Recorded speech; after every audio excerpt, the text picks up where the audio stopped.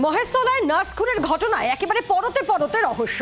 প্রায় 2 দিন কেটে গেলেও এখনো অধরা আততাই। স্বামীর খোঁজে বাড়ি থেকে বেরিয়ে খুন হন শিল্পী বেবি।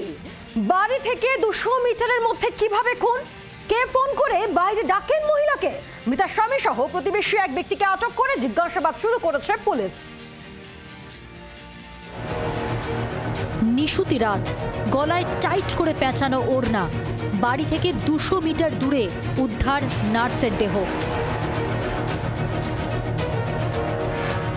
কোনো সিনেমার গল্প নয়, ছবিটা বাস্তবের। পাকাপাকি হিসেব করে খুনের ব্লু প্রিন্ট তৈরি করে আততাই। শনিবার গভীর রাতে মহেশতলার দক্ষিণ জগতলায় মহিলাকে রাস্তায় পড়ে থাকতে দেখেন স্থানীয়রা। অচৈতন্য অবস্থায় তাকে উদ্ধার করে বেহালার বিদ্যাসাগর হাসপাতালে ভর্তি করা হলে মৃত ঘোষণা করেন চিকিৎসকরা। এই রাস্তা ধরে সোজা গেলে তার থেকে কিছুটা দূরেই হচ্ছে তার বাড়ি।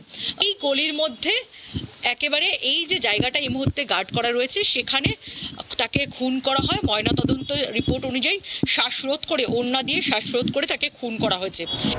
বাড়ি থেকে 200 মিটারের মধ্যে কিভাবে খুন? স্বামীর সঙ্গে বচসার কথা বলে মহিলাকে ফোন করে আততাই। কে ফোন করে বাইরে ডাকেন মহিলাকে? মোবাইলের কল লিস্ট খতিয়ে দেখছে পুলিশ। এইরকম একটি জনবসতিপূর্ণ এলাকা যেখানে প্রচুর মানুষজন থাকেন, সেখানে কে বা কারা এইভাবে খুনের সাহস দেখালো বা বেপরোয়াভাবে খুন করা হলো, সেই সমস্ত বিষয় ইতিমধ্যেই তদন্ত শুরু করেছে পুলিশ। মহিলার স্বামী সহ এলাকার এক বাসিন্দাকে আটক করে জিজ্ঞাসাবাদ শুরু করেছে পুলিশ। আতঙ্ক মানে আমরা তো ভয়তেই অস্থির, আমরা তো খাওয়া দাওয়া সব তুলিয়ে দিয়েছি ভয়তে, যে কি হবে এরকম ভাবে মার্ডার করে এখানে ফেলে দিয়ে গেছে, আমাদের ভয় লাগবে না? ওখানে ছিলাম 3টে নাগাদ, বাড়িতে ফোন যাই, হাওয়া করে কান্দে কান্দে ফোন যাই, বলে এই ব্যাপার শিল্পী কাকিকে কেউ ওখানে মেরে ফেলে দিয়েছে ঘরের ভিতরে, তোমরা তাড়াতাড়ি এসো।